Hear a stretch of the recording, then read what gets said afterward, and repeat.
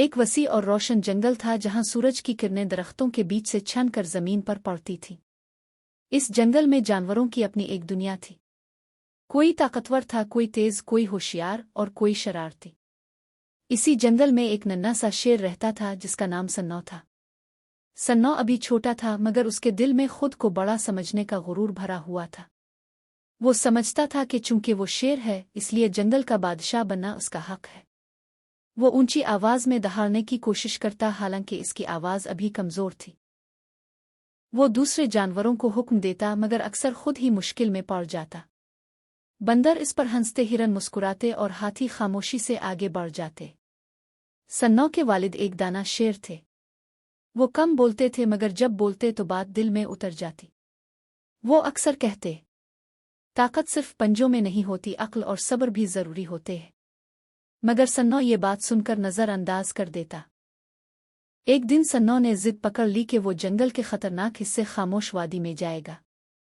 सब जानवर जानते थे कि वहां जाना महफूज नहीं, मगर सन्नो ने किसी की ना सुनी। वो खुद को बहादुर साबित करना चाहता था। रास्ते में इसकी मुलाकात एक चालाक लूमड़ी से हुई। लूमड़ी ने सन्नो की तारीफें की और उसके गुरूर को और बढ़ाया। तुम अकेले सब कुछ कर सकते हो, तुम्हें किसी की जरूरत नहीं। ये सुनकर सन्नो और भी बेपरवाह हो गया। खामोश वादी में दाखिल होते ही माहौल बदल गया। हवा ठंडी हो गई, आवाजें गूंजने लगे और सन्नो के दिल में हल्का सा डर पैदा हुआ, मगर इसने इसे छुपाया।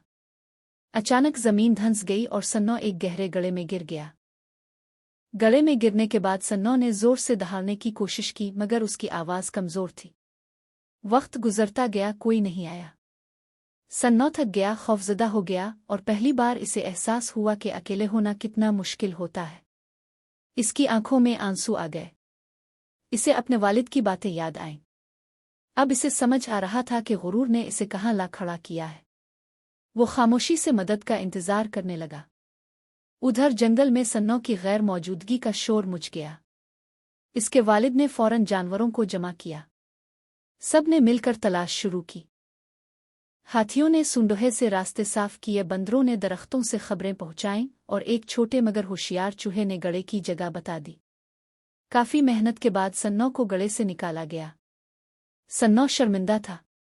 इसके वालिद ने गुस्सा नहीं किया, बस इतना कहा, आज तुमने ताकत नहीं सबक सीखा है।